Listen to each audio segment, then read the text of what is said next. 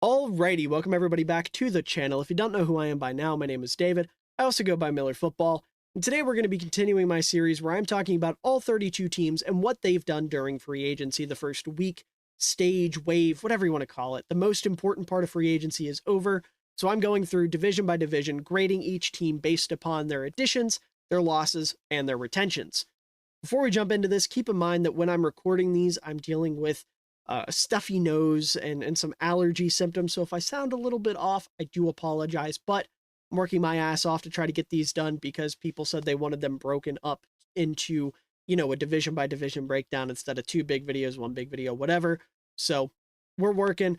These are going to be my primary uploads over the next couple days. But with all that out of the way, let's go ahead and jump into it.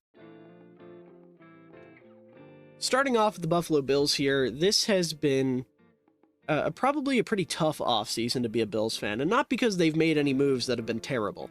They have done pretty well in free agency, and we'll talk about that in a second. But Trey White, Jordan Poyer, Micah Hyde, and even guys like Gabe Davis and Mitch Morse all leaving in the same offseason has gotta suck. White, Poyer, and Hyde, all pro caliber players. White's career being derailed due to an injury, and then Poyer and Hyde just getting up there in age, still good, so they're worth a little bit of money that the Bills just can't afford to pay them. It's tough. I'm sure it's going to be incredibly tough to deal with that. And then Mitch Morse cutting him, I get it, you want to get younger at center, but he's been a consistent center. He's one of the more consistent centers in the league. And Gabe Davis, sure, he's super streaky, but he's been a big playoff performer. And the moments and the memories that Gabe Davis has given Bills fans, I'm sure there's plenty of Bills fans that are attached to him and hate to see him go. But I feel like outside of that, and not even outside of that, because realistically, all of those were good moves to a certain extent. Maybe Mitch Morse, I would say maybe you want to hold on to him for a little bit longer, but if they are really high in a couple of the centers on this draft, then so be it. But, a lot of these moves, they were necessary. They had to happen. But they did a good job not only not getting rid of talent, but picking and choosing what talent to let go and what talent to retain. And I think the biggest example of that is keeping around Taron Johnson, who is maybe the best nickel in football. If not, he's one of the three best nickel corners in football. Either way, he's the highest paid nickel, getting a 3-year, $31 million extension, a little bit more than what Kenny Moore just got from the Colts. And he's worth it. I mean, he is absolutely incredible. And at this point, he is the veteran in that secondary. Not the oldest guy, obviously. You've got Sewell Douglas, but the veteran in terms of how long they've been in Buffalo and how familiar they are with culture and the fans and things like that. Taron Johnson's the vet now, right? Sewell's a little bit older, like I said, but Johnson, for all intents and purposes, is the veteran. And I would expect the Bills are going to start to bring in some younger guys. I know they signed Mike Edwards and retained Taylor Rapp and all that. They're not long-term solutions. So I would imagine as you start to bring in some of the nickel corners, and even a guy like Kaiir Elam, who you're really trying to get to step up now, you need a guy like Taron Johnson, who is a consistently good player that can serve as a mentor and is a leader on the field. And I think that's an awesome move. And then looking at some of the other retainments, sticking on the defensive side of the ball, Daquan Jones, that's a big one. I know he only played 7 games last year, but he has proven that he's someone worth keeping around. He's an awesome run defender. He led the team in run block win rate last year at 42.1%. And in his first 2 seasons in Buffalo had 54 tackles and 4.5 sacks. So he's a consistent defensive lineman, and as someone who has been pounding the table for Buffalo to fix their defensive line for the last couple years, Daquan Jones has been one of, specifically the interior of the defensive line, by the way. The edge rushers have been good. We'll maybe talk about Von Miller. But for the most part, the interior of their defensive line has been pretty inconsistent outside of Daquan Jones. Daquan Jones has been nice, so I like keeping him around. And then AJ Epinesa, I love him as a, rotational defensive end. Now, maybe he'll go up to a bigger role now with Von Miller kind of being over the hump and not himself anymore. So we'll have to see how that plays out, but I like keeping him around on a 2-year deal. If it helps at all, as a Bears fan, he's somebody that I really wanted in Chicago. I figured, with the defensive coordinator that we just hired being your old defensive line coach, and Epinesa kind of being that length, strength mix that Matt Eberflus loves, that he would be awesome here, but he's a really good defensive end, so he's a big name to keep around. And then on the offensive side of the ball, Deion Dawkins is a really big name to keep around. He trolled fans a little bit and then gets a 3-year extension worth $60.5 million, making him the 4th highest paid tackle in the league. And sure, he turns 30 next month, but he's coming off arguably his best season and is an awesome left tackle, one of the few consistent pieces on that offensive line. So keeping him around was huge. And then you go out and you make a big, I would say a decent sized splash in free agency in terms of bringing in third-party talent. You bring in Curtis Samuel from the Commanders on a 3-year, $24 million deal. I like Samuel a lot as a player, another guy that I wanted in Chicago. But it'll be interesting to see how he pairs with Khalil Shakir, because you've got 2 receivers now with very similar skill sets, gadgety slot types. Gadgety isn't fair. They're not one-dimensional. They're not gadget guys, but they're like, if Deebo Samuel is like the peak of being a gadget player, like the best possible gadget player in the league right now, Shakir and Samuel are like the next tier down, right? It's like a couple guys alongside Samuel and Shakir. So it'll be interesting to see how an offense operates with the 2 of them. I would imagine Samuel you make into more of like the Gabe Davis replacement, have him play on the outside, which he's capable of doing, but we haven't seen him do that in bulk, so it'll be interesting to see how that translates. But I like the player. If nothing else, get Josh Allen another good receiver. That's always a good thing. Some of the other moves they made, they bring back Mitch Trubisky to be the backup quarterback. Sure, Money Mitch, he keeps finding himself a home, and that makes me happy. They also bring back Ty Johnson to be I believe he'll be their 2nd, maybe 3rd running back on the roster right now. You lose Hines and Harris, so I would guess 2nd. And hey, Ty Johnson looked good last year.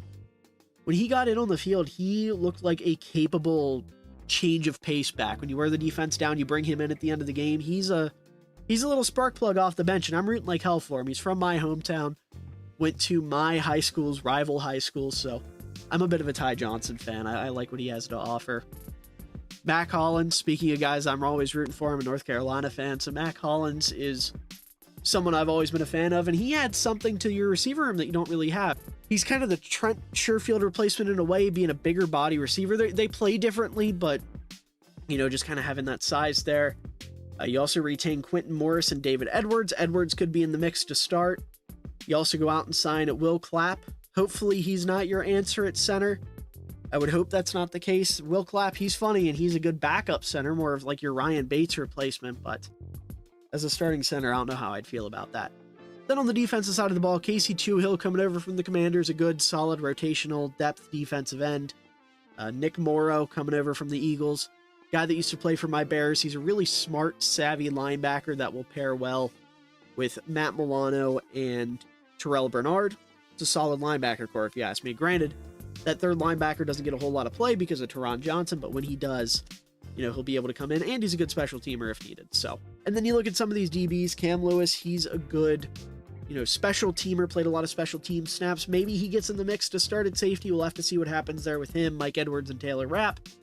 Edwards is a fine safety, not an ideal starter, but he's a capable Band-Aid type of player. And then Taylor Rapp, he gets a 3-year deal worth up to $14.5 million after being a solid backup for the Bills.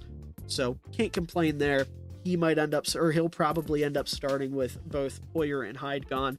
And then you retain Matt Hack too. Can't complain there. And then you look at some of the losses here. Damian Harris, Nyheim Hines, can't say either of them are too big of a loss for Buffalo, if we're being totally honest here. Gabe Davis, already talked about a little bit. You replace him with Curtis Samuel. I think that's a good move. Trent Sherfield, he's solid, but you can live without him. And then Mitch Morse, Ryan Bates, we've already kind of talked about them. You get a 5th-round pick back for Ryan Bates. That's solid value. Defensively, Poona Ford and Shaq Lawson on the interior of the defensive line.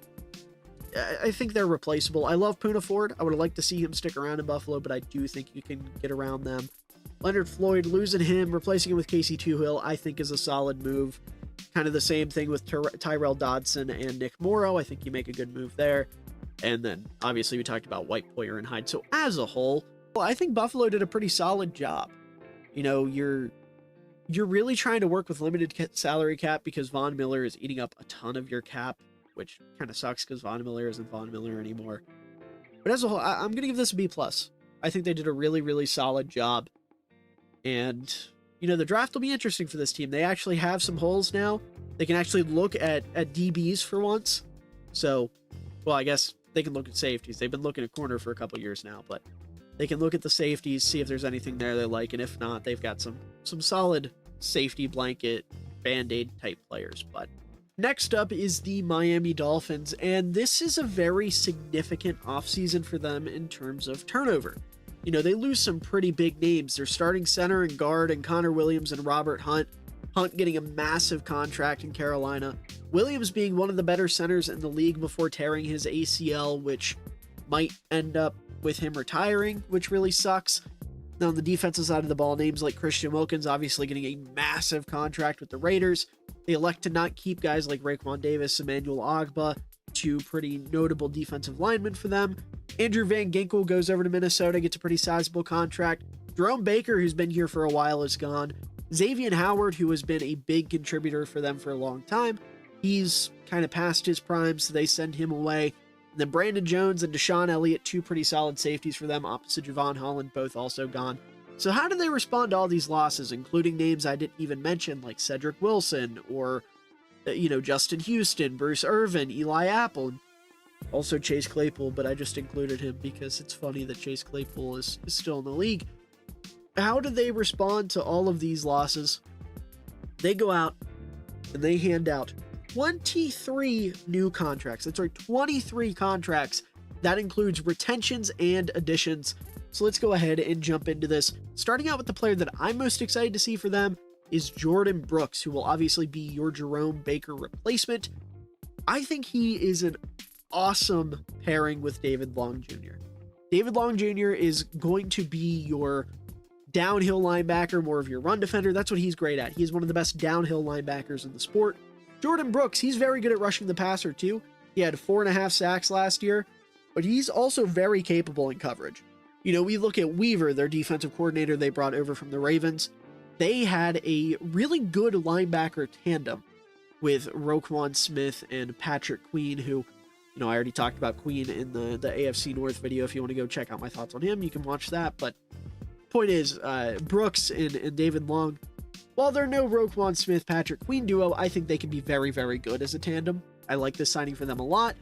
They give him a 3-year, $30 million deal. You got a guy that's an absolute tackle machine, very capable in coverage. Just an awesome player to add. And then we look at some of the other big moves they make here. They bring in Jordan Poyer from the, Buffalo Bills we just talked about. They give him a 1-year deal. He comes in to replace Brandon Jones and Deshaun Elliott to be the safety opposite Javon Holland. Sure, he's older, and he's had some injury issues the past couple years, but he's an incredibly smart safety. He can be a very good mentor for both Holland, who's still on the younger side, and potentially maybe if they were to get a rookie safety, or even some of the other young DBs like Cam Smith or Kader Kohu, he can be a very good mentor for them. Plus, he's still a more than capable starter. Is he the all-pro Jordan Poyer we all know and love? Not necessarily, but he's still very, very capable as a starter. Shaq Barrett, kind of the same story. You definitely need a body in the edge room, somebody that is competent, somebody that knows what they're doing, considering you have Andrew Van Ginkel leaving, who kind of stepped up as their third edge, ended up being their number one guy with Bradley Chubb and Jalen Phillips hurt. Chubb and Phillips are both going to be coming off an injury, so Shaq Barrett, at worst, can be that third guy that Van Ginkel was. Or, if he's got to start, I think he's still got some gas left in the tank, and either way, you're only giving him a 1-year deal, so it's not the end of the world if he isn't a big contributor for this team, but I like the move. Another move I really like, and I'm really excited to see, is Jonnu Smith coming in on a 2-year deal worth up to $10 million. We know that Mike McDaniel has really struggled to find his tight end here in Miami. Coming over from San Francisco with George Kittle, he had a tight end that could truly do it all, was a good downfield threat, could block both as a pass blocker and as a run blocker. Not only could he block, he liked to do it. He simply has not had that. You come in with Mike Gesicki, he has no idea what he's doing in terms of how to block. They've had all these issues at tight end, and now you get Jonnu Smith, who, if nothing else, is a consistent, solid starter. And that's all he needs to be. He's coming off a career-high receiving season with 582 yards last year, and he can be a legit pass catcher, a third, maybe fourth option. Ideally, if Miami can get another receiver in the mix, make him that fourth guy. I think he can be a really, really solid receiving tight end for them. And, Jonnu Smith, he comes from being sort of like an H-back background. We know Mike McDaniel likes to get creative with Alec Ingold. Now he's got another chess piece on the offensive side of the ball. So I said Jordan Brooks was the player I'm most excited about. The more I talk about it, I think I really, really am excited for Jonnu Smith in Miami. I think he's going to be a very underrated signing once the league, kind of gets underway during the regular season. Some of the other big moves here, they bring in Kendall Fuller to be probably their starting outside corner opposite Jalen Ramsey. He's probably going to have to compete with Cam Smith. But either way, he's a very solid, consistent corner. And again, adds a veteran to a pretty young secondary, and like I said, can be a very solid starting outside corner. Not a whole lot to talk about there. Some of the other moves they made, just go ahead and run down the list here since there's so many. You keep Savon Ahmed, you keep Braxton Berrios, you keep River Craycraft. Awesome moves there. Ahmed, he's been around. He's a solid, consistent depth running back. Berrios and Craycraft, gotta love those sneaky, athletic, fundamental slot guys. Berrios are pretty good. Kick returner, Craycraft, someone I'm a big fan of. I would like to see him get some more reps, maybe do something there. Jody Fortson they bring in as well to be some solid tight end depth. You definitely want to have that. Robert Jones, he's probably going to be competing for a starting spot. So definitely can't go wrong keeping him around. He was scheduled to be a restricted free agent. They end up keeping him around. Been a crucial rotational lineman for them. So probably going to end up filling in for Robert Hunt, assuming they don't make a big splash at the draft. And then Isaiah Wynn, another guy that's probably going to be starting for them this year. Kind of stepped in last year, was a pretty solid starter. The few weeks he played before, I think it was week 7, he suffered a quad injury. So you bring him back on a 1-year deal. He has starting experience. He can be a starting NFL lineman, so you can play him at tackle. He has some guard flexibility as well. You bring in Jack Driscoll to be a good rotational lineman. And then at center, your starting center, Aaron Brewer, bringing him over from the Titans. He's going to be a little bit cheaper than Williams probably would have been to keep around. He started 40 games in 4 years with the Titans, and he's a pretty solid pass blocker. Now, he lets up a lot of sacks because he's a little bit on the smaller side. But I do think with Miami's offensive line coach, Butch Barry, who has done wonders with this offensive line, I think this can be a net positive signing. Jump over to the defensive side of the ball. 4 big moves on the interior of the defensive line to try to make up for that Christian Wilkins-sized gap. You bring back Deshaun Hand. He's a solid depth defensive lineman. You bring over Benito Jones, Jonathan Harris, and Neville Gallimore. All guys that are absolutely NFL caliber rotational defensive linemen. Maybe one of them can step up and be a legit starter. I like Gallimore. I think Gallimore can kind of be your guy there. I would still like to see Miami add some defensive line depth through the draft. We'll have to see what the plan is there. Next level of the defense, you bring in Anthony Walker to be that third linebacker. I don't know how much play he'll really get, but he's a nice compliment. He can play that coverage role that you're going to ask Jordan Brooks to be playing. So if Brooks, he's coming off, 2 years removed, from an ACL tear himself. So if things get weird there, knock on wood, hopefully they don't, Anthony Walker can absolutely fill in. And then you move into the secondary. Saron Neal, good depth special teamer type of guy coming over from Buffalo. Nick Needham, he's been with this team for a few years. Good depth corner. Obviously, Dolphins fans are very familiar with him. Elijah Campbell, another guy that can be some solid depth. And then you retain your punter, Jake Bailey. Always good to keep your special team guys around. I am a big fan of that move. And then we talked about their losses already. So kind of looking at this as a whole, how did the Dolphins do? I like what they did a lot in terms of the players they added. However, their grade is going to take a big hit because of what they lost. I understand why they can't retain a lot of these guys, Obviously, you're going to have to deal with Tua. He has a contract year coming up. So you kind of got to figure out what you're going to do there. Tua's probably going to get a lot of money, and there's going to be a lot of debate whether or not he deserves that money. That's not my place to talk about in this specific video. I don't care about all that. I'm not here to start a debate. So as a whole, I'm going to give this free agency period for Miami a B-. Again, I really, really like some of the guys they added. I think Jonnu Smith, Jordan Brooks, Kendall Fuller, Jordan Poyer, Shaq Barrett, Isaiah Wynn, guys like that can be legit contributors for this team. And they did a good job of filling out their depth. They replaced a lot of the guys they lost. It's just the big name losses they really struggled to overcome. I'm excited to see what they're going to do during the draft. They're in an interesting spot. I wouldn't mind seeing them taking a certain center out of Oregon if he slips their way, or if they have an opportunity to trade up for a certain tight end out of Georgia to pair with Jonnu Smith. I think that would be pretty cool. But Miami's a fun team. They're doing some fun stuff, and I gotta say I'm a fan of it for sure. Next up, with the New England Patriots, this is a team in a really interesting spot. I know I've said that about a lot of teams, but the league is full of intrigue, right? So you look at the Patriots, going to be their first year without Belichick. That's the big thing. This is their first offseason without Belichick, and I think they did a pretty damn good job with a lot of their moves. So we'll go ahead, take a look at some of these. Don't dilly-dally too long. We got Jacoby Brissett coming in on a 1-year, $8 million contract worth up to $12 million. As of right now, he's their starting quarterback, and I don't know why the league wants to act like Jacoby Brissett can't be a starting quarterback. When he's on the field, he is a top half of the league starter, if not right on the cusp of it, right? He's pretty firmly in that 15 to 20 range for starters. A big upgrade over Mac Jones, if nothing else.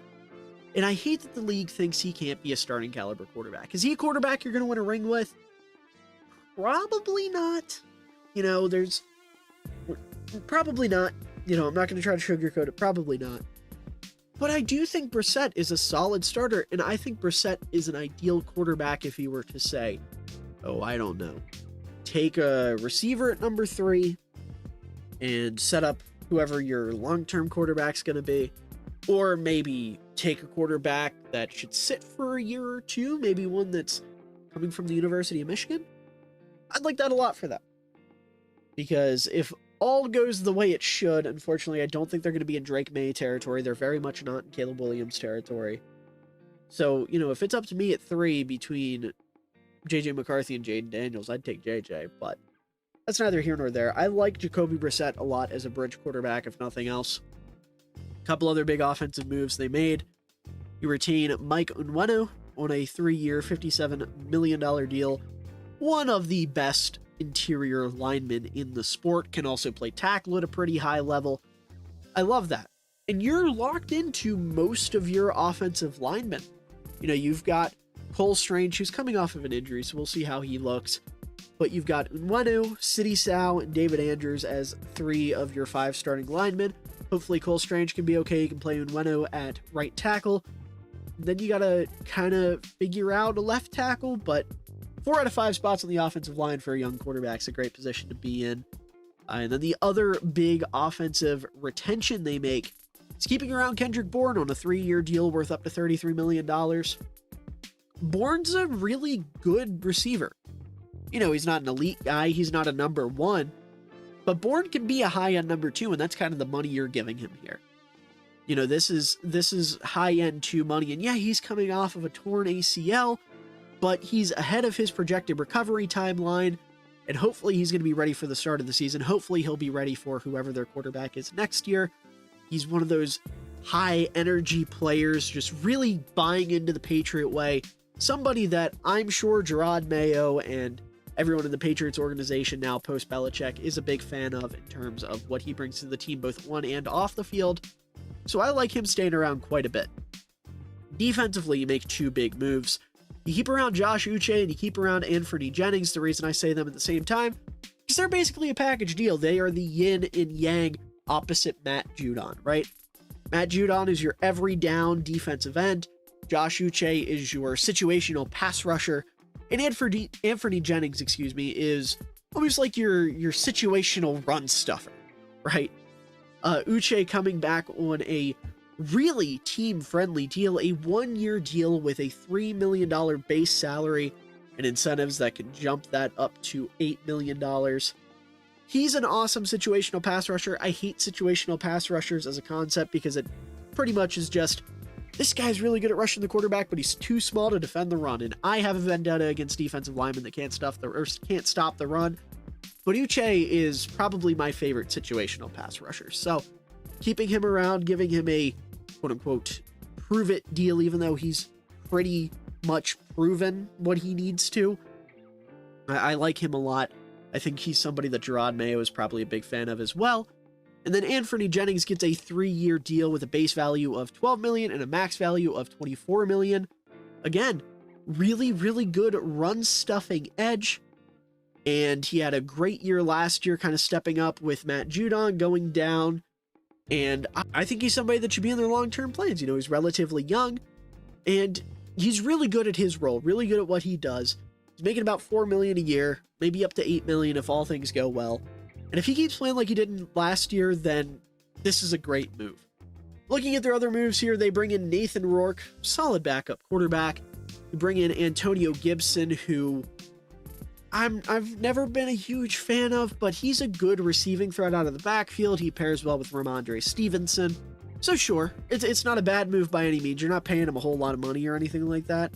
So I can get behind it. It's a 3-year deal worth $11 million, up to $17 million.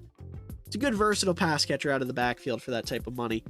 Granted, he fumbles the ball quite a bit, but we'll see how that goes. Wide receiver, you keep Jalen Reagor. You also bring in KJ Osborne, who, if nothing else, is another body in the receiving room. They tried to go get Calvin Ridley. That didn't work. So they go out and get Osborne, who could be a solid 3, maybe 4. You know, kind of... The only downside to this, in my opinion, is maybe taking away targets from Pop Douglas. But then again, this could be ushering Pop Douglas into more of like a pure gadget guy role, which I could get behind at this stage in his career. Then at tight end, you retain Hunter Henry, he gets a 3-year, $27 million extension with a max value of $30 million. He's a team captain. He's really found himself in New England after, you know, having a big start with the Chargers and then kind of falling off. He's really found himself again here in New England. Sure, he's going to be a little bit on the older side. He turns 30 this year. He's still a very good, consistent tight end. They also add Austin Hooper, who, sure, he can be a capable 2. You know, I'm perfectly okay with that. Then also on the offensive line, you add Chuks Okorafor and Tyrone Wheatley Jr. Good offensive line depth for sure. Defensively, you add guys like Armon Watts, who, as a Bears fan, I've always loved. He's a very good run-stuffing defensive tackle, a good rotational type of guy. You add Sion Takitaki, who is a solid depth linebacker. You retain Christian Ellis. And then you also bring in Jalen Hawkins, who, hey, maybe he doesn't make the roster. We'll have to see what happens. But he can potentially be solid depth. And then Kyle Duggar, you keep him around on a franchise tag, or a transition tag, he gets a 1-year deal essentially. That's a good move. And then also Alex Austin gets retained, another guy that's familiar with your team. One other move that I actually forgot to mention, they bring in Nick Leverett, who gets a 1-year deal. And hey, maybe he can step in, be a good replacement for Cole Strange if Cole Strange isn't ready to go. So we'll have to see what happens there. We'll have to see what happens, obviously. Then in terms of losses, the only the only player I think is a big loss is Trent Brown, but you traded him away. You've got Mike Onwenu to be your legit tackler. Maybe the Patriots surprise the world, go Joe Alt at 3 or something like that. Again, we'll have to wait and see what the plan is at left tackle. Losing Trent Brown makes me a little concerned for that fact, but it is what it is. Outside of that, Mac Jones, Zeke, Devontae Parker, Mike Gesicki, Lawrence Guy, Mac Wilson, Chris Board, J.C. Jackson, Jalen Mills. Can't say I'm too worried about any of them being gone. And then Adrian Phillips, losing him might be a little tough, but you've got Marte Mapu coming up. I'm a big fan of his. I think he can kind of play that hybrid safety role. And you still have Jabril Peppers and Kyle Duggar, so I think you'll survive. And this is, I think, a pretty decent safety class in terms of day 2, day 3 talent. I haven't done a lot of safety scouting yet, so you'll have to excuse me if I'm wrong on that. I'm just going off what I've heard. But either way, I like this Patriots free agency haul quite a bit. I like what they've done quite a bit. I'm going to give them a B+. I think this is pretty good work. Again, the big knock on them, I would say, is not having a replacement for Trent Brown already in place. Granted, if they are super high on Joe Alt, then by all means, that can be a very, very solid replacement. But I think other than that, they did a great job retaining their talent they needed to, adding in some pretty solid third-party talent, and setting themselves up with a lot of cap space to be a quarterback-friendly environment if they choose to draft one at number 3. And finally, the New York Jets. This was a big offseason for them. There's no guarantee Aaron Rodgers is going to be with them after this year. You get the GM, Joe Douglas. He knows his job is basically on the line if they can't win a ring with Aaron Rodgers.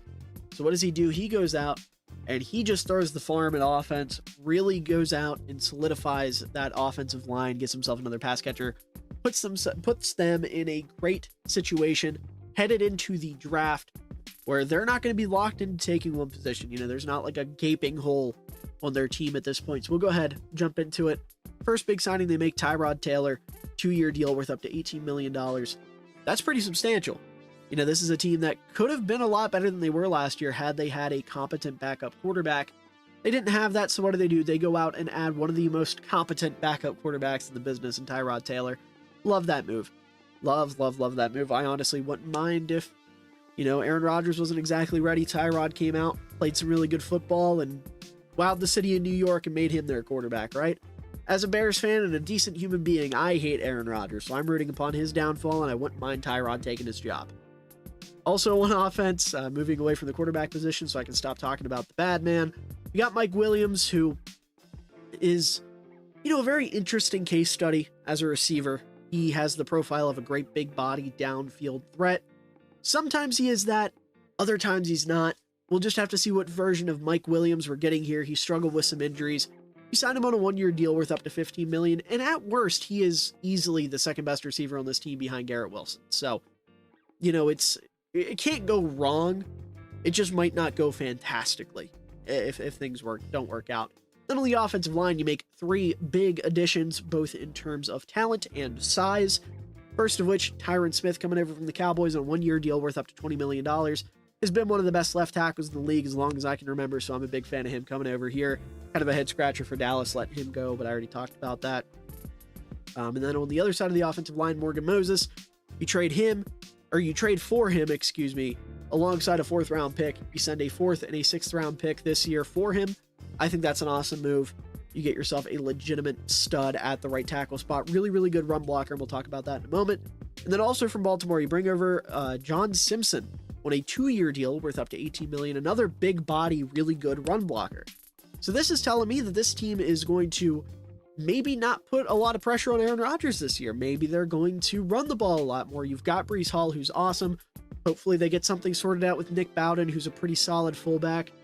So this seems like an offensive line that you'd want if you're going to run the football. You add these guys alongside the rookie you drafted last year, whose name is escaping me at the moment, and Elijah Vera Tucker.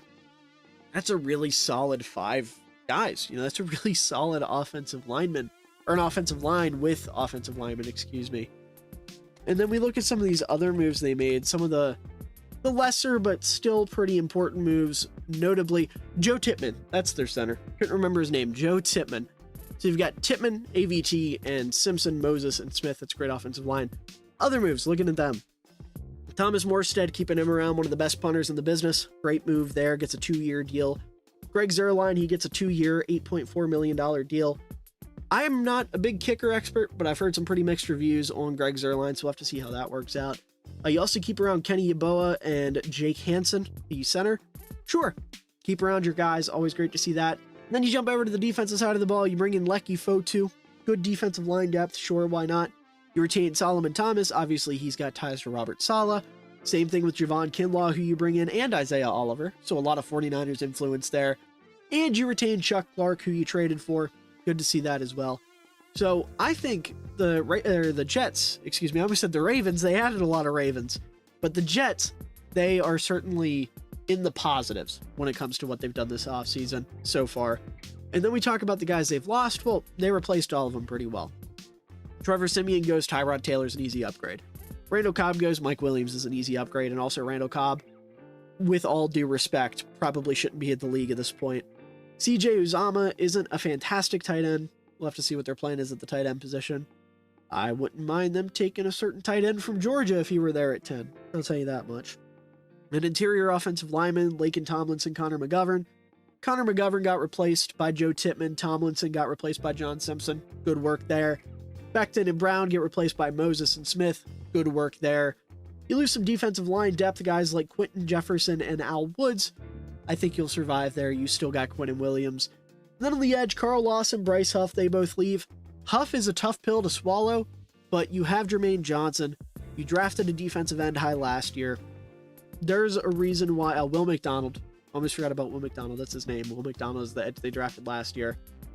So they're in a position where they can afford to let guys like that go.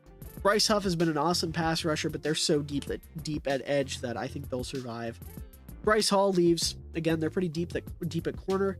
And Jordan Whitehead leaving, but that's not an insurmountable loss either. So, as much as I hate to say it, not because I'm a Jets hater, but because I hate to see Aaron Rodgers on a good team, I got to give this an A. This is awesome work by the Jets. They absolutely added in more than they lost. There's a couple question marks here and there, but nothing that they can't address during the draft. If they draft well, this team could absolutely be contenders if all goes well with the bad man, which, again, hope isn't the case, but not because I'm rooting against the Jets, because I'm rooting against Aaron Rodgers, and I'm rooting for Tyrod Taylor. But anyways, folks, that's going to do it for this installment of my Grading Every Team 1 Week into Free Agency series. I hope you all enjoyed, and if you did, please make sure to leave a like down below, as it does help out the channel a ton, shows your support, shows you care. I really appreciate it. And also make sure to subscribe, because if I haven't covered your team yet, you won't want to miss when I do. And if I have covered your team already, go ahead and subscribe anyways, because we've got more great NFL content coming your way all the way throughout the offseason, into the regular season, and beyond. We're going to be talking about the draft. We're going to be talking about all the teams again after the draft. I'm going to be talking about all the teams again throughout the summer, mixed in with some film breakdowns and whatnot. You definitely won't want to miss that. Let me know down in the comments below what you thought about my grades for these teams. Was I a little too high on some players? Was I a little too low? Was I too harsh? Was I too kind? Anything in between? Please let me know down in the comments what you think. I'd love to sit and chat with you about what's going on around the league. But with all that being said, I hope you enjoyed. And to everyone out there watching, I hope you all have a wonderful day, evening, night, afternoon, whatever time of day it is for you. I hope you enjoy it, because you're all wonderful people and you deserve it. Had a chance on the throwback. This was an ill-advised throw. What an unbelievable catch by Cole Kmet. And he cups it too. No movement when he hits the ground, tucked up against his shoulder. Wow. Using that